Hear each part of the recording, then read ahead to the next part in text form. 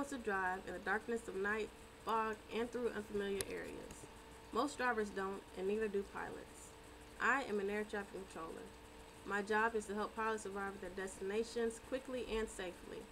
Today, I'm going to explain what air traffic control is, or ATC, a control tower and radar facility. ATC is known to be a very stressful career. The primary purpose of ATC is to separate aircraft, expedite the flow of traffic, and provide support to pilots. We are able to do this through extensive training. Most controllers can take from 6 months to 2 years to receive their initial ratings to become air traffic controllers. Can you imagine needing 2 years to only get 3 positions when some facilities can have an additional 10 positions after those first 3? So you're looking at sometimes up to 3 years to get all of your positions needed to work fully as an air traffic controller. One of the most important qualities of a good controller is having confidence. No one is perfect. In ATC, if you make a mistake, you have to fix it on the spot and move on because there is no time to sit around and mope. If all else fails, you have to rely on yourself to use your best judgment, deal with the situation, and then suffer the consequences if there are any. Now that we know what ATC is and how stressful it can be, let's look at the facilities. The control tower was the first ATC facility. It started from the pilot's needs to communicate with each other during takeoff and landing to avoid collisions.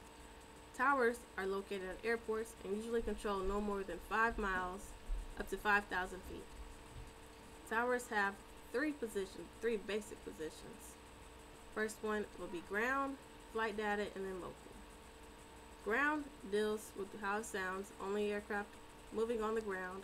Flight data helps pilots with flight plans, and then local helps pilots during takeoff and landing. Tower only covers a small portion of air, so what about the rest of the sky? Radar facilities were created to fill that void.